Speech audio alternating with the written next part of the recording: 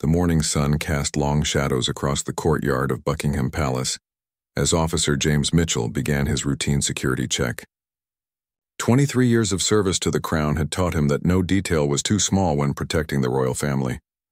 His boots echoed against the cobblestones as he approached the line of royal vehicles parked in the secured area. Mitchell had always been thorough in his duties. His colleagues often joked that he could spot a paperclip out of place from 50 yards away. This attention to detail had earned him respect among the palace staff and made him one of the most trusted guards in the security detail. He took pride in maintaining the highest standards, knowing that the safety of the royals depended on vigilance like his.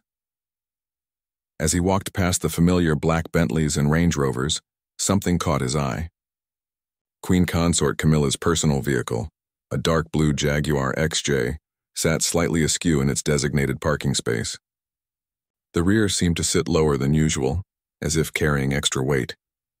Mitchell paused, his trained eye scanning the vehicle for any signs of tampering or unusual activity.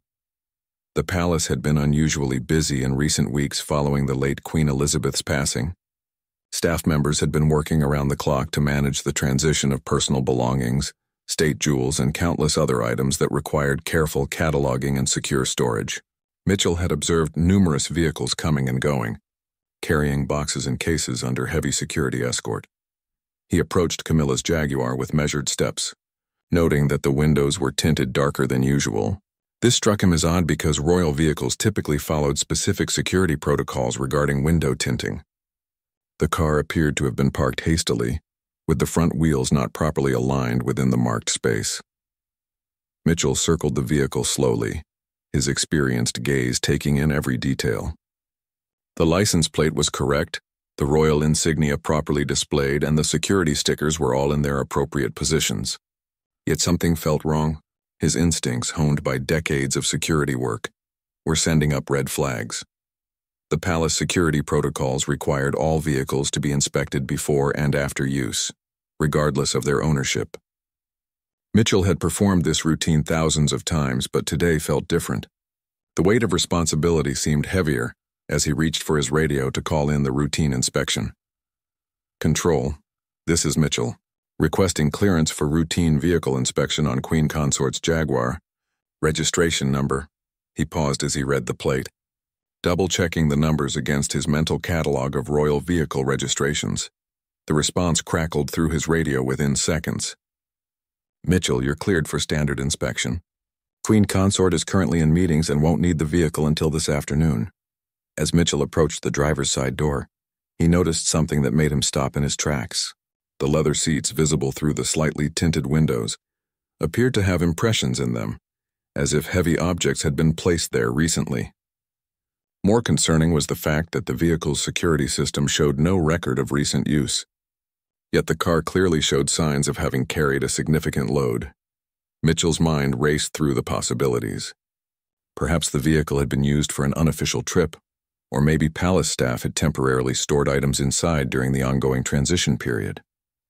However, protocol dictated that any use of royal vehicles be properly logged and authorized through the security office. He tried the door handle, expecting it to be locked as per standard procedure. To his surprise, the door opened easily.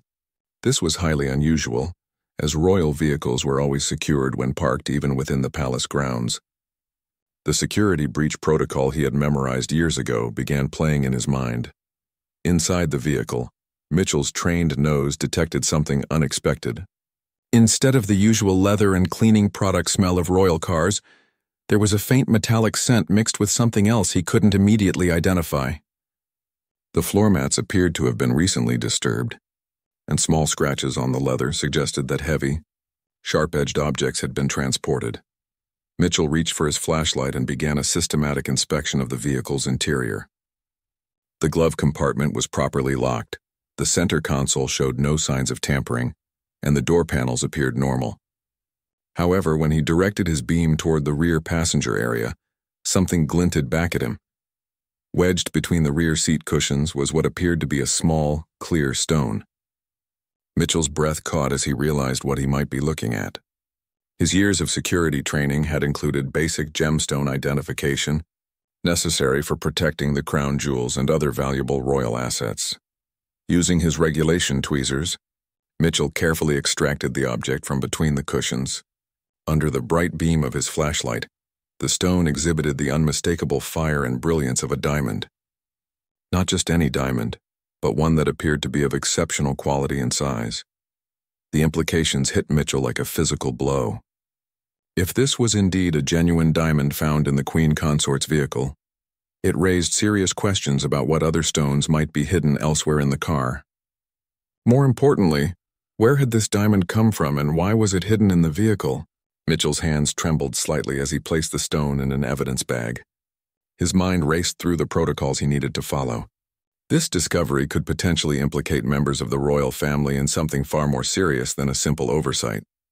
The weight of his discovery settled on his shoulders as he realized that his routine, morning inspection had uncovered something that could shake the very foundations of the monarchy. The palace around him continued its daily rhythm, unaware that in a small corner of the courtyard, a loyal guard had stumbled upon a mystery that would challenge everything he thought he knew about the people he had sworn to protect. Mitchell took a deep breath, secured the evidence, and prepared to make the most important radio call of his career. As he stood beside the Jaguar, the morning sun climbing higher in the sky, Mitchell knew that nothing would ever be the same again. The discovery of this single diamond was just the beginning of a story that would test his loyalty, challenge his understanding of duty, and force him to make choices that would define the rest of his life. Mitchell stared at the diamond in the evidence bag, his mind wrestling with the magnitude of his discovery. The protocols he had followed thousands of times suddenly felt inadequate for this situation. He needed to make a decision that could alter the course of British royal history, and he needed to make it quickly. His first instinct was to immediately report the finding to his superior, Chief Security Officer Williams. However, something made him pause. The implications of discovering a valuable diamond in the Queen Consort's personal vehicle were staggering. Without proper context or explanation, this discovery could spark a scandal that would devastate the royal family's reputation. Mitchell had served the crown faithfully for over 2 decades. He had witnessed the family's private moments, their struggles, and their humanity behind the public facade. The late Queen Elizabeth had always treated the staff with respect and dignity. The thought of potentially damaging her legacy, even posthumously, weighed heavily on his conscience. But duty was duty. Mitchell had sworn an oath to protect the crown, and that protection sometimes meant making difficult choices. He carefully secured the diamond and continued his inspection of the vehicle, hoping against hope that this single stone was an isolated incident. As he searched more thoroughly, Mitchell's worst fears were confirmed. Hidden beneath the rear floor mat, he discovered a small tear in the carpet that revealed a concealed compartment. His flashlight beam illuminated what appeared to be a custom-built hiding space, lined with black velvet and clearly designed to transport valuable items. The compartment was empty, but the velvet lining showed clear impressions where multiple objects had been stored. The shape suggested various sizes of jewelry, with one large circular impression that could only have been made by a substantial piece, possibly a tiara or crown. Mitchell's hands shook as he photographed the compartment with his regulation camera. Each flash seemed to illuminate not just the physical evidence, but the growing certainty that he had stumbled onto something far larger than a single misplaced diamond. His radio crackled to life, making him jump. "Mitchell, what's your status on the vehicle inspection?" Mitchell's throat went dry. "Still conducting the inspection, Control. Everything appears normal so far." The lie tasted bitter in his mouth, but he needed more time to understand what he was dealing with. "Copy that. Take your time.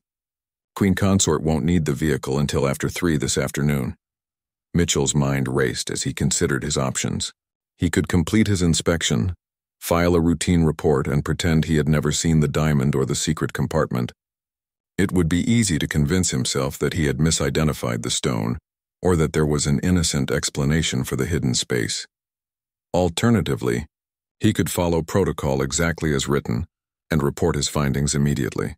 This would trigger a full investigation that could expose whatever was happening, but might also destroy innocent people if there was a reasonable explanation he hadn't considered.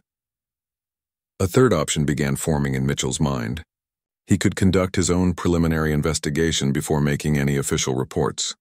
This would give him the opportunity to gather more information and potentially find an innocent explanation for what he had discovered. Mitchell made his decision. He would quietly investigate further while maintaining the appearance of routine duties. If he found evidence of wrongdoing, he would report it through proper channels. If he found an innocent explanation, he could file his routine report and protect the royal family from unnecessary scandal. Over the next hour, Mitchell methodically searched every inch of the Jaguar. He discovered additional evidence that confirmed his worst suspicions. Tiny scratches on the interior panel suggested that jewelry had been frequently transported. A small piece of what appeared to be gold thread was caught in the door seal. Most damning of all, he found a second diamond, smaller than the first but equally brilliant, wedged beneath the driver's seat. Mitchell's military training had taught him to think strategically under pressure. He realized that whoever was using this vehicle to transport valuable items had been doing so regularly and with considerable care. The hidden compartment was professionally installed, and the precautions taken suggested someone with intimate knowledge of palace security procedures. The implications were staggering. If members of the royal family were involved in stealing or illegally transporting valuable items, it would be the biggest scandal in modern British royal history. But Mitchell also knew that jumping to conclusions without sufficient evidence would be both unprofessional and potentially devastating to innocent people. He decided to expand his investigation carefully. Mitchell began by reviewing the vehicle logs for the past several months, looking for patterns in when and how the Jaguar had been used. He cross-referenced these logs with his own duty schedules and those of his colleagues, trying to identify times when the vehicle might have been used without proper security oversight. What he discovered chilled him to the bone. The vehicle had been signed out numerous times during night shifts when security coverage was at its minimum. The logs showed official trips to various locations around London, but the destinations were vague and the return times inconsistent with the stated purposes. More troubling was the fact that many of these trips had occurred shortly after the late Queen's death, during the chaotic period when royal belongings were being sorted and catalogued. Mitchell realized that someone had been using the confusion of the transition period to cover their activities. As Mitchell continued his investigation, he became aware of being watched. Other palace staff members seemed to be paying unusual attention to his activities. When he looked up from his work, conversations stopped abruptly and people quickly looked away. The paranoia that began creeping into Mitchell's mind was interrupted by an unexpected voice behind him. "Find anything interesting, James?" Mitchell spun around to see Chief Security Officer Williams approaching. Williams was a veteran of 30 years' service, a man Mitchell respected and trusted implicitly. But now, with diamonds in his pocket and evidence of a conspiracy in his hands, Mitchell wasn't sure who he could trust, just the routine inspection. "Sir," Mitchell replied, hoping his voice sounded steadier than he felt. "Everything appears to be in order." Williams smiled, but something in his expression made Mitchell's blood run cold. "I'm glad to hear that, James, very glad indeed. Some inspections, as I'm sure you understand, are better kept simple, routine, uncomplicated." The implied threat in Williams's words was unmistakable. Mitchell realized with growing horror that his discovery might not be as secret as he had believed.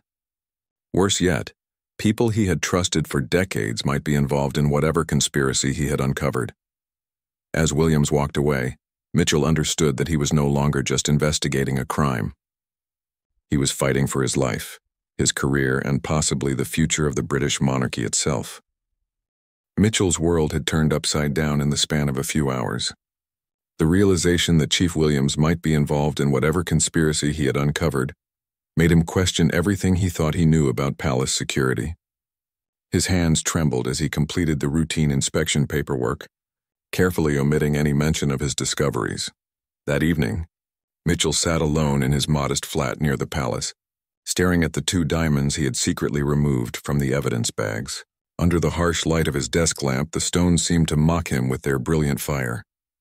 Each facet reflected not just light, but the weight of the decision he faced. Sleep came fitfully that night, filled with dreams of prison cells and newspaper headlines. Mitchell had seen enough royal scandals to know how quickly lives could be destroyed when the media sensed blood in the water. But he also knew that his oath of service meant something more than just following orders blindly. The next morning brought an unexpected development. Mitchell arrived at work to find his duty assignment had been changed. Instead of his usual vehicle inspection duties, he was assigned to interior palace security, a position that would keep him far from the motor pool and any opportunity to investigate further. Administrative decision, Williams explained when Mitchell inquired about the change. We need your expertise in other areas. The chief's smile was friendly enough, but his eyes held a warning that Mitchell didn't miss. Mitchell spent the day patrolling the palace corridors, his mind racing as he tried to piece together the puzzle he had stumbled into. During his lunch break, he made a decision that would change everything. He walked to the palace library where historical records and documents were kept and began researching the late queen's jewelry collection. What he found in the meticulously kept records shocked him. According to the official inventory, several pieces of the queen's personal jewelry collection were listed as temporarily relocated for security assessment in the weeks following her death. The list included items that perfectly matched the impressions he had seen in the hidden compartment of Camilla's vehicle. Among the relocated items were the queen's favorite diamond earrings, a pearl and diamond bracelet that had been a wedding gift from Prince Philip, and most significantly a diamond tiara that had belonged to the Queen Mother. The circular impression Mitchell had seen in the velvet-lined compartment suddenly made perfect sense. Mitchell's discovery raised more questions than it answered. Were these items being legitimately relocated for security reasons, or were they being stolen? If they were being moved legitimately, why the secrecy and why use the Queen Consort's personal vehicle rather than official transport? His research was interrupted by the arrival of Lady Margaret Thornton, the palace's head of household staff. Lady Margaret was a formidable woman who had served the royal family for over 40 years. Her reputation for discretion and loyalty was legendary, but she also had a reputation for fierce protection of royal interests. Mr. Mitchell, she said, settling into the chair across from him at the library table. I understand you've been conducting some research into our jewelry collection. Mitchell's blood ran cold.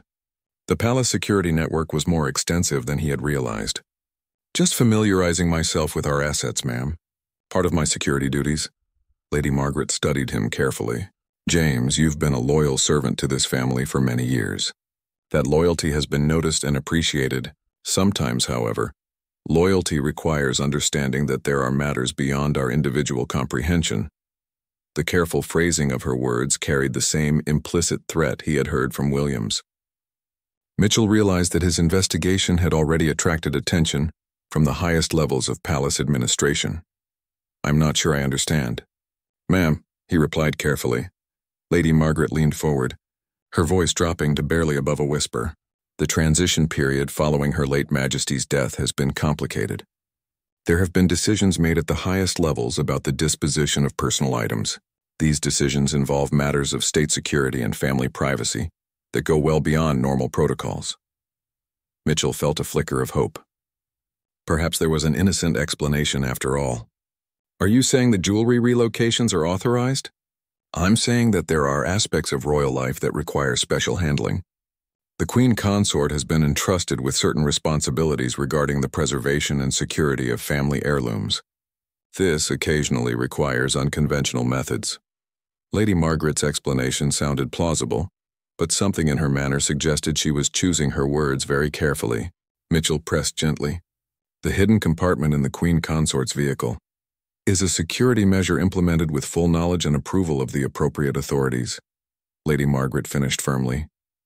Sometimes the best security is achieved through discretion rather than obvious measures. Mitchell wanted to believe her explanation, but his training told him to remain skeptical. And the diamonds I found? Lady Margaret's expression didn't change, but Mitchell caught a flicker of something in her eyes. Surprise? Fear? I'm not aware of any loose diamonds, James. Perhaps you're mistaken about what you saw. The denial was smooth, but Mitchell knew he wasn't mistaken. The diamonds were real, and they were currently hidden in his flat. Lady Margaret's suggestion that he might have been mistaken felt more like a lifeline being thrown to a drowning man than a statement of fact. Perhaps you're right, Mitchell said carefully. The lighting wasn't very good, and I may have confused a piece of glass or crystal for something more valuable. I'm sure that's exactly what happened, Lady Margaret agreed quickly. These old eyes can play tricks on us sometimes. I think it would be best if you focused on your new assignment and put this matter behind you." As Lady Margaret left the library, Mitchell felt more confused than ever. Her explanation provided a possible innocent interpretation of what he had discovered, but it didn't explain why Williams had seemed threatening or why his assignment had been changed so abruptly. That evening, Mitchell made another decision that would prove crucial. He used his personal contacts within the palace staff to quietly inquire about the Queen Consort's activities in recent weeks. What he learned painted a disturbing picture. According to the housekeeping staff, Camilla had been making frequent private trips in her personal vehicle, often returning with her clothes disheveled and appearing nervous or upset. The kitchen staff reported that she had been eating very little and seemed distracted during meals. Most concerning, the personal secretary staff mentioned that several requests for access to the late Queen's personal effects had been made, with specific interest in jewelry pieces. Mitchell realized that regardless of the official explanations, something was definitely wrong. The question was whether Camilla was a victim or a perpetrator, and whether he was looking at a cover-up to protect her or to protect someone else entirely. As he sat in his flat that night, holding the 2 diamonds up to the light, Mitchell understood that he had reached a point of no return. His investigation had attracted too much attention to simply walk away, and the stakes were too high to ignore what he had discovered. He made a decision that would either vindicate his concerns or destroy his career. Tomorrow, he would take the diamonds to an independent jeweler for appraisal and authentication. If they were genuine stones from the royal collection, he would have the proof he needed to take his concerns to the highest authorities. If they were worthless fakes, he could accept Lady Margaret's explanation and return to his normal duties with a clear conscience. Mitchell had barely slept, turning the diamonds over in his hands throughout the restless night. By morning, his decision was firm. He would risk everything to uncover the truth. Taking a personal day off work, something he rarely did, Mitchell made his way to Hatton Garden, London's famous diamond district. The jewelry quarter buzzed with activity as dealers, craftsmen, and collectors conducted their business in the narrow streets lined with centuries-old shops. Mitchell had chosen this location carefully. Here, among legitimate traders who dealt with valuable stones daily, he could get an honest appraisal without raising suspicions about stolen goods. He selected a shop that appeared both professional and discreet. Goldstein & Sons had been operating since 1847, according to the faded gold lettering on the window. The elderly proprietor, Mr. Samuel Goldstein, examined the stones with the practiced eye of someone who had spent a lifetime evaluating precious gems. "Remarkable pieces," Goldstein murmured, peering through his jeweler's loupe. "The larger stone is approximately 3 carats, exceptional clarity, likely flawless or internally flawless grade. The cut is exquisite, probably dating from the mid-20th century based on the proportions." Mitchell's heart sank as the jeweler's words confirmed his worst fears. These were not worthless pieces of glass or crystal. They were genuine, valuable diamonds that almost certainly belonged to the royal collection. "The smaller stone is equally impressive," Goldstein continued. "Approximately 1.5 carats, same exceptional quality. These stones would be worth considerable money on the open market, perhaps £50,000 for the pair, possibly more depending on their provenance." The word provenance made Mitchell's stomach churn. If these diamonds could be traced to the royal collection, their discovery would be devastating evidence of theft from the crown. "Can you tell me anything about where these might have come from?" Mitchell asked, trying to keep his voice casual. Goldstein looked up sharply, his experienced eyes studying Mitchell's face carefully. "That's an interesting question, young man. These are not the sort of stones that typically change hands without documentation. The quality suggests they might be from a significant estate or collection." Mitchell realized he was walking a dangerous line. Too many questions might raise suspicions about how he had acquired the diamonds. "I inherited them from my aunt," he lied. "She never told me much about where they came from." The jeweler nodded, seemingly accepting the explanation. "Well, whoever your aunt was, she had excellent taste in diamonds. These are museum-quality stones." Mitchell left Hatton Garden with a heavy heart and a certified appraisal that confirmed the diamond's authenticity and value. The evidence was now undeniable. Someone was stealing valuable items from the royal collection, and the Queen Consort's vehicle was being used to transport them. Returning to the palace, Mitchell found his world had shifted once again. His access card, which normally granted him entry to most areas of the palace, was now restricted to basic public areas only. When he questioned this at the security desk, he was told it was a routine administrative update. More disturbing was the message waiting for him from Williams. Mitchell was to report immediately to the chief security officer's private office for what was described as a routine performance review. Mitchell's military training had taught him to recognize when he was walking into an ambush. The timing of this meeting, coming immediately after his unauthorized investigation, was no coincidence. He considered his options as he walked through the palace corridors that had become increasingly hostile territory. Williams's office was located in a secure section of the palace that few staff members ever visited. As Mitchell approached the door, he noticed it was slightly ajar, revealing voices inside. He paused, his security training overriding his civilian sense of propriety. "The situation needs to be contained," he heard Williams saying. "Mitchell is becoming a problem we can't ignore much longer." "He's been loyal for 23 years, came another voice that Mitchell recognized as Lady Margaret. "Surely we can manage this without drastic measures." "Loyalty has its limits," Williams replied coldly. "When that loyalty becomes inconvenient, it needs to be redirected or eliminated." Mitchell's blood turned to ice as he realized they were discussing him. The word eliminated in this context could mean anything from reassignment to something far more sinister. "What about the items?" Lady Margaret asked. "We can't continue moving them if there's increased scrutiny." "The operation will have to be suspended temporarily," Williams confirmed. "We're too close to completion to risk everything now. Another few months and it won't matter what anyone suspects." Mitchell backed away from the door quietly, his mind racing. The conversation confirmed that there was indeed an organized effort to steal royal valuables, and it involved people at the highest levels of palace administration. More chilling was the realization that his investigation had put him in serious danger. He needed allies but didn't know who he could trust. The palace staff he had worked with for decades might be involved in the conspiracy, or too frightened to help. Going to the police would be complicated by questions about his own conduct and the stolen diamonds he was carrying. Mitchell made a desperate decision. He would approach the one person who might have both the authority and the motivation to stop what was happening: Prince William. As heir to the throne, William would have a vested interest in protecting the royal collection and the integrity of the monarchy. Arranging a meeting with Prince William without going through normal channels would be nearly impossible. Mitchell's restricted access meant he couldn't simply approach the prince's private secretary. However, his years of service had given him knowledge of the prince's routines and preferences. Prince William was known to make informal walks through the palace gardens early in the morning, often stopping to chat with groundskeepers and maintenance staff. It was during these walks that he appeared most approachable and least surrounded by official protocol. The next morning, Mitchell positioned himself along the prince's usual route, pretending to inspect security measures in the garden.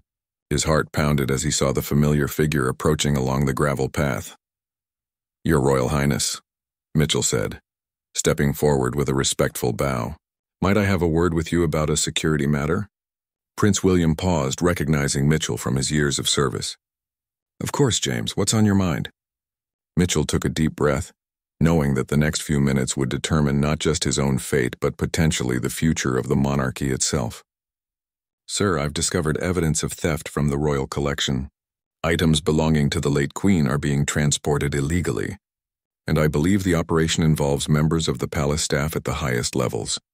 The prince's expression grew grave as Mitchell quickly outlined his discoveries, including the diamonds and the hidden compartment in Camilla's vehicle.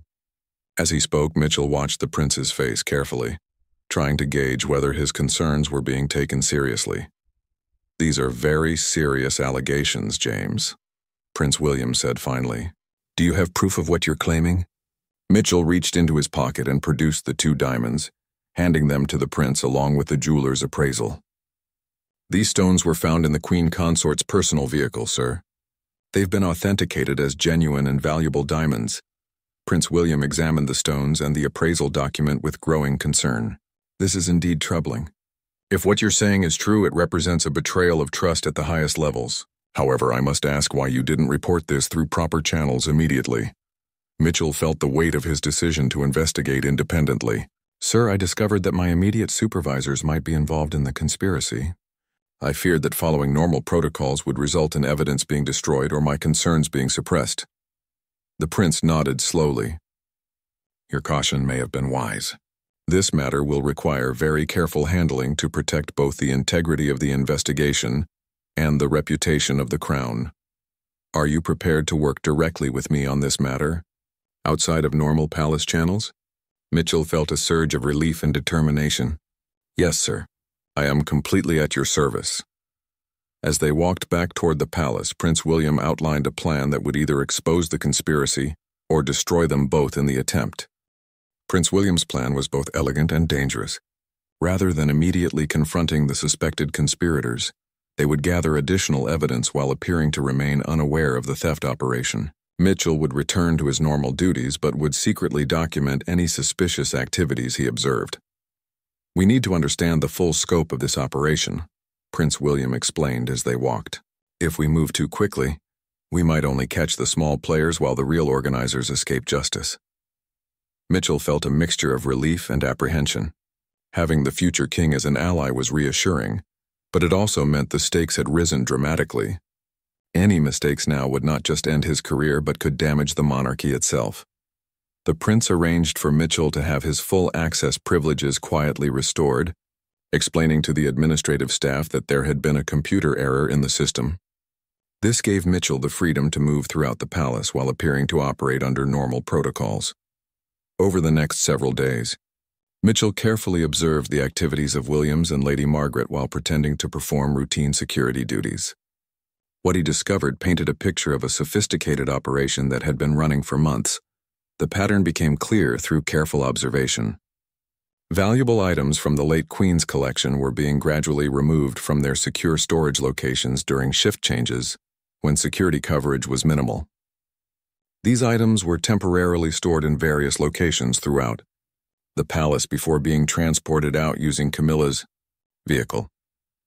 Mitchell discovered that the Queen consort herself seemed unaware of how her vehicle was being used. On several occasions, he observed her asking for her car only to be told it was undergoing routine maintenance or being cleaned. During these times, Mitchell's discreet observations confirmed that the vehicle was actually being used for the illegal transport operations. The realization that Camilla was being manipulated rather than participating willingly added another layer of complexity to the situation.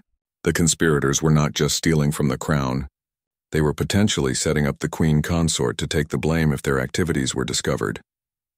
Mitchell's investigation revealed the involvement of several additional palace staff members, including 2 night security guards and a member of the Household Transportation Department. The network was larger and more organized than he had initially realized. The breakthrough came when Mitchell discovered where the stolen items were being taken. By carefully tracking the routes used during the nighttime transport operations, he determined that the vehicles were making regular trips to a private storage facility in East London. Working with Prince William, Mitchell arranged to conduct surveillance of the facility. What they found confirmed their worst fears.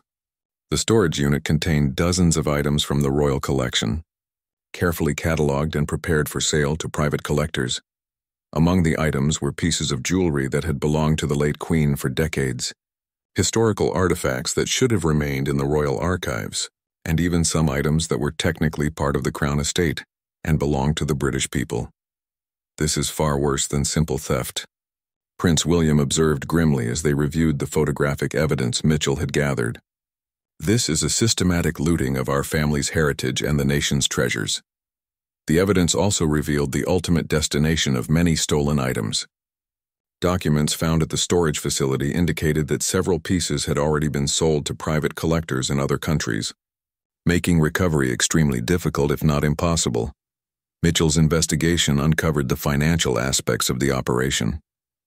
The conspirators had established a complex network of offshore accounts and shell companies to launder the proceeds from the sales. The amounts involved were staggering, running into millions of pounds. We need to coordinate with law enforcement agencies that specialize in art and antiquities theft, Prince William decided. This has gone beyond what we can handle internally. However, involving outside authorities presented its own challenges. Any official investigation would inevitably become public, potentially creating a scandal that could damage the monarchy's reputation, regardless of the ultimate outcome. Prince William made a difficult decision. He would personally brief selected members of the government and law enforcement agencies about the situation, but the investigation would proceed with absolute secrecy until all the conspirators could be arrested. Simultaneously, Mitchell found himself working directly with detectives from the Metropolitan Police's Art and Antiquities Unit, as well as investigators from the Serious Fraud Office. His years of security experience proved invaluable in understanding how the palace's protocols had been circumvented. The investigation team developed a plan to catch the conspirators in the act while gathering sufficient evidence to ensure successful prosecutions. This required Mitchell to continue his normal duties while wearing concealed recording devices and cameras.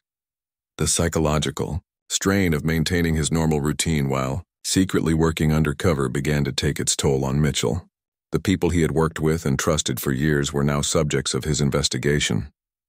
Every conversation felt like a performance. Every interaction carried the risk of exposure. William seemed to be growing increasingly suspicious of Mitchell's activities. During routine briefings, the chief security officer would ask probing questions about Mitchell's duties and observations. Mitchell had to carefully balance providing information that seemed normal while avoiding details that might compromise the investigation. "You seem distracted lately, James," Williams commented during one particularly tense briefing. "Is everything all right at home?" Mitchell forced a smile. "Just tired, sir. The extended duty hours have been taking their toll." "Perhaps you should consider taking some leave," Williams suggested. "A break from routine might do you good." Mitchell recognized the suggestion as a veiled threat. Taking leave would remove him from the palace during a critical phase of the investigation, potentially allowing the conspirators to alter their operations or destroy evidence. "I appreciate the concern, sir, but I'm fine. I'd prefer to maintain my normal schedule." Williams's expression hardened slightly. "Sometimes, James, what we prefer and what's best for everyone aren't the same thing. You might want to consider that." That evening, Mitchell met secretly with Prince William to report the increasing pressure from Williams.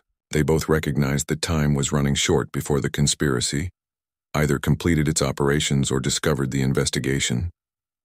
"We need to accelerate our timeline," Prince William decided. "Can your police contacts be ready to move within 48 hours? Mitchell nodded, though he felt the weight of responsibility settling on his shoulders. "Yes, sir. But once we move, there will be no going back. If we're wrong about any aspect of this, or if we've missed any key players, the fallout could be devastating." Prince William placed a hand on Mitchell's shoulder. "James, you've served this family with distinction for over 20 years. Your loyalty and courage in this matter will not be forgotten. Whatever happens in the next few days, know that you've acted with honor and integrity." As Mitchell prepared for what could be the final phase of his investigation, he reflected on how his routine morning inspection had led to this moment. The discovery of those diamonds had set in motion a chain of events that would either save the royal collection from further theft or potentially destroy several lives, including his own. The next morning would bring the operation to its climax, with coordinated raids and arrests that would either vindicate Mitchell's investigation or reveal him as a deluded security guard who had misinterpreted innocent activities as criminal conspiracy. As he fell asleep that night, Mitchell's dreams were filled with images of diamonds, betrayal, and the weight of a crown that had been entrusted to his protection. The morning of the operation dawned gray and drizzly, matching Mitchell's mood as he prepared for what could be the most important day of his career. The coordinated raids were scheduled to begin at precisely 6 in the morning, when the night shift would still be on duty, but the day staff had not yet arrived.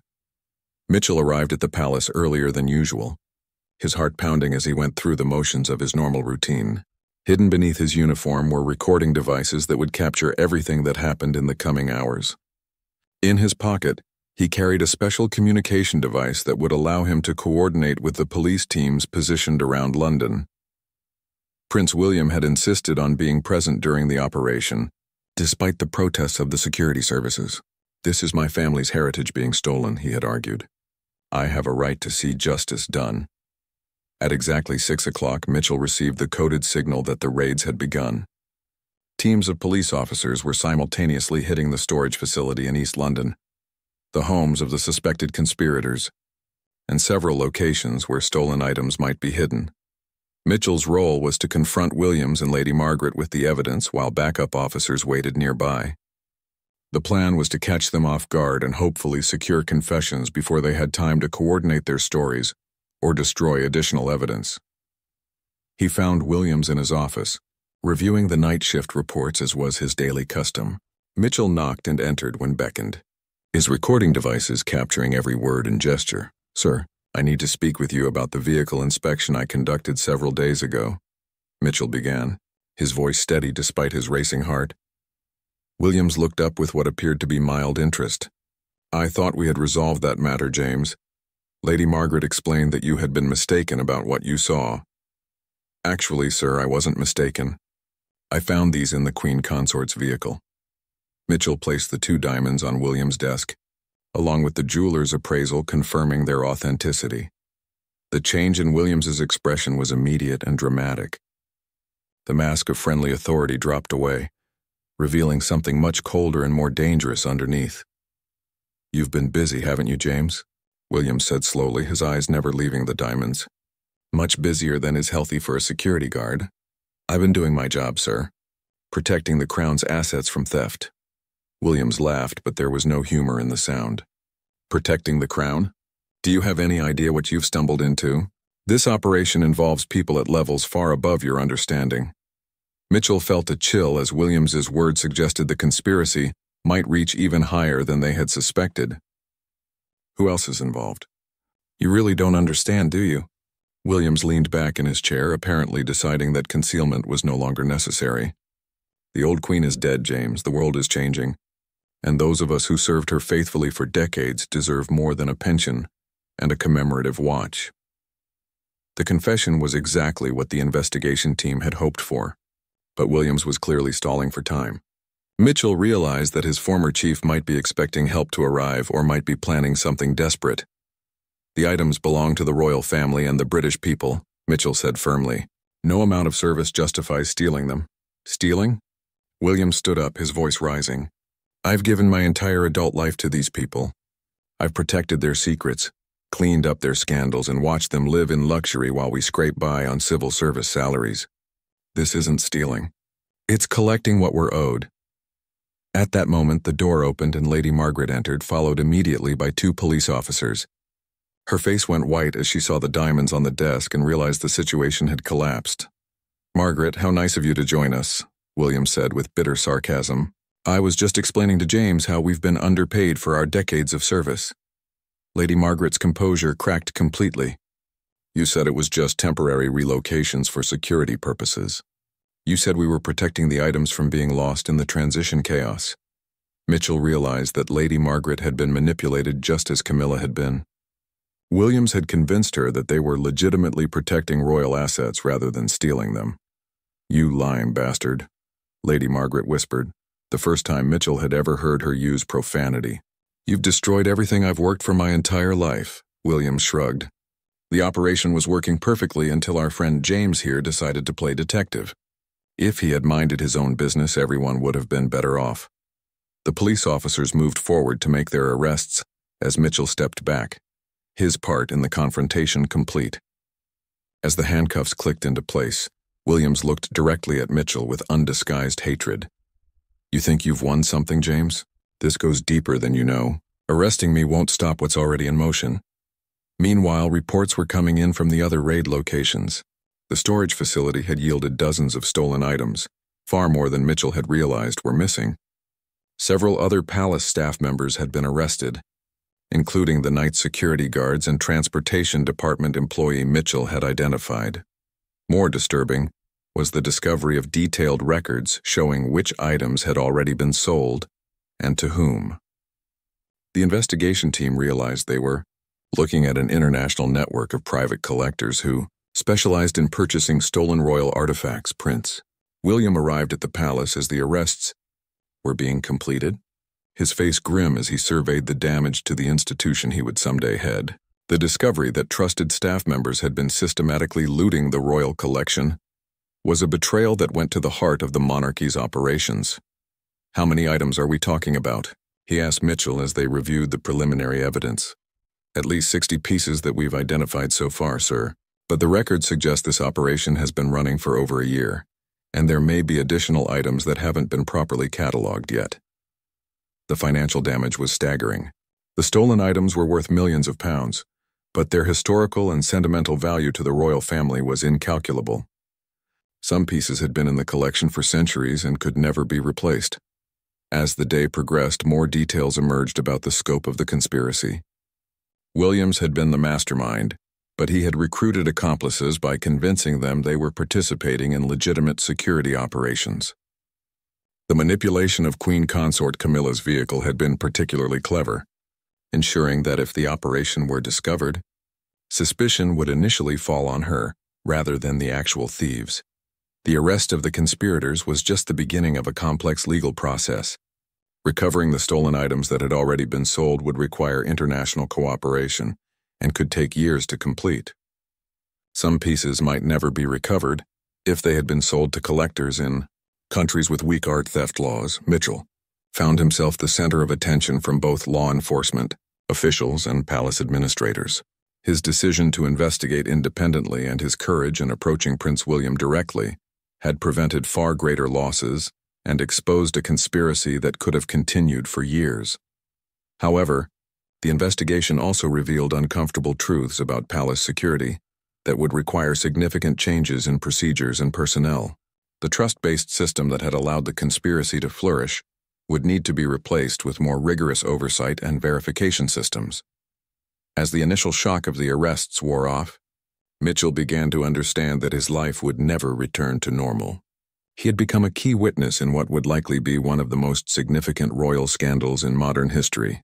His testimony would be crucial in securing convictions, but it would also make him a target for anyone who wanted to minimize the damage or seek revenge. The diamonds that had started his investigation were now evidence in a complex criminal case, but they also represented something more significant. They were symbols of the trust that had been broken and the vigilance required to protect institutions that belonged not just to the royal family, but to the nation itself. 6 months after the arrests, Mitchell stood in the witness box at the Old Bailey, facing the most important testimony of his life. The trial of Williams and his co-conspirators had drawn international attention, with reporters from around the world covering what newspapers called the Great Royal Heist. The prosecution had built a meticulous case using the evidence Mitchell had gathered, the recordings he had made, and the stolen items recovered from various locations. Williams and 3 accomplices faced charges of theft, conspiracy, and fraud totaling millions of pounds. Mitchell's testimony was crucial because he was the only witness who could describe the full scope of his investigation and explain how he had uncovered the conspiracy. As he recounted finding the diamonds in Camilla's vehicle, the courtroom was silent except for the scratch of reporters' pens and the quiet clicking of camera shutters. "Mr. Mitchell," the prosecutor asked, "when you first discovered the diamond in the Queen Consort's vehicle, did you consider simply reporting it through normal channels?" "Yes, I did," Mitchell replied. "But my training taught me to be thorough, and something didn't feel right about the situation. When I discovered that my immediate supervisor might be involved, I realized that following normal protocols could have compromised the investigation." The defense attorneys tried to portray Mitchell as a disloyal employee who had exceeded his authority and violated palace protocols. They suggested that his investigation had been motivated by personal ambition rather than genuine concern for the royal collection. "Isn't it true, Mr. Mitchell, that you removed evidence from a crime scene without authorization?" Williams' lawyer demanded during cross-examination. "I secured potential evidence until I could determine the appropriate course of action," Mitchell responded firmly. "My primary duty was to protect the Crown's assets, and I believed those diamonds were in danger of being lost if I didn't act immediately." Prince William himself testified about Mitchell's approach to him and the subsequent investigation. His presence in the courtroom lent weight to the prosecution's case and demonstrated the royal family's commitment to seeing justice done. Mr. Mitchell's actions showed exactly the kind of loyalty and initiative we expect from our security staff, Prince William stated. He faced a complex situation with potentially serious implications for the monarchy, and he handled it with both courage and discretion. The trial revealed additional details about the conspiracy that hadn't been made public during the initial investigation. Williams had been planning to retire within 2 years and had viewed the stolen items as his pension fund. He had recruited accomplices by convincing them that the royal family owed them more than their official salaries provided. Lady Margaret's testimony was particularly poignant. She described how Williams had manipulated her genuine concern for protecting royal assets during the transition period following Queen Elizabeth's death. Her lawyers argued that she had been a victim of Williams' deception rather than a willing participant in the theft. "I devoted 40 years of my life to serving the royal family," she said through tears. "I would never have knowingly participated in stealing from them. Mr. Williams convinced me that we were protecting these items from being lost or damaged during the chaos of the transition." The jury deliberated for 3 days before returning guilty verdicts on all major charges. Williams received a sentence of 12 years in prison, while his accomplices received sentences ranging from 3 to 8 years depending on their level of involvement. Lady Margaret received a suspended sentence and community service in recognition of the court's finding that she had been manipulated rather than acting with criminal intent. However, her career in royal service was effectively over, and she faced the prospect of spending her remaining years in disgrace. The recovery of the stolen items proved more complex than the criminal trial. Many pieces had been sold to private collectors around the world, requiring delicate diplomatic negotiations to secure their return. Some countries proved more cooperative than others, and several valuable items remained missing despite ongoing international efforts. The palace implemented sweeping changes to its security procedures in response to the scandal. New oversight systems were established to prevent any individual from having unsupervised access to valuable items. Electronic monitoring systems were installed throughout the storage areas, and regular audits became mandatory. Mitchell found his career transformed by his role in exposing the conspiracy. He was promoted to a newly created position as Director of Asset Security, with responsibility for implementing the reformed protection procedures. The promotion came with a significant salary increase and recognition from the highest levels of government. However, Mitchell discovered that heroism came with a personal cost. The publicity surrounding the trial had made him a recognizable figure, and he found it difficult to maintain the anonymity that had previously allowed him to do his job effectively. He also struggled with the knowledge that his actions had destroyed the careers and lives of people he had worked with for years.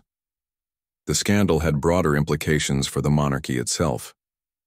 Public opinion polls showed that while most people supported the prosecution of the thieves, there was also criticism of the palace's security procedures and questions about how such a conspiracy could have operated undetected for so long. Queen Consort Camilla, who had been completely unaware that her vehicle was being used for the thefts, was deeply shaken by her unwitting involvement. She increased her own security procedures and began taking a more active role in overseeing the protection of royal assets. Mitchell's relationship with his colleagues remained complicated. While many praised his integrity and courage, others viewed him with suspicion or resentment. Some felt that he should have found a way to handle the situation internally, rather than involving outside authorities. A year after the trial concluded, Mitchell was awarded the Royal Victorian Order in recognition of his service to the Crown. The ceremony, attended by senior members of the royal family, marked his transformation from an ordinary security guard to a national figure. During the presentation, King Charles III personally thanked Mitchell for his dedication and courage. "Your actions protected not just valuable objects, but the integrity of the institution itself," the king said. "The Crown and the nation owe you a debt of gratitude." As Mitchell reflected on the events that had transformed his life, he often thought about the 2 small diamonds that had started it all. Those stones, now safely returned to the royal collection, had been the key to uncovering a conspiracy that could have continued for years, causing incalculable damage to Britain's cultural heritage. The case became a landmark in art theft prosecution and was studied by security professionals around the world. Mitchell was frequently invited to speak at conferences about asset protection and the importance of individual initiative in preventing institutional corruption. Despite the recognition and career advancement, Mitchell sometimes wondered what would have happened if he had simply filed a routine report that morning and pretended he had never seen anything unusual. His life would certainly have been simpler, and several people's careers and reputations would have remained intact. But as he walked through the palace corridors in his new role, passing the secure storage areas where the recovered items were now properly protected, Mitchell knew he had made the right choice. The 2 diamonds had been more than just valuable stones. They had been a test of character and integrity that he had ultimately passed. The royal collection was safe, the conspiracy had been exposed, and the monarchy had emerged stronger despite the temporary scandal. For a man who had devoted his career to protecting the crown, there could be no greater legacy than knowing he had succeeded in that mission when it mattered most. Years later, visitors to the palace would see the magnificent displays of royal jewelry and artifacts, unaware of the drama that had once threatened to disperse these treasures to private collections around the world. Only Mitchell and a few others would remember the morning when 2 small diamonds had saved a priceless heritage and tested the very foundations of duty, loyalty, and justice.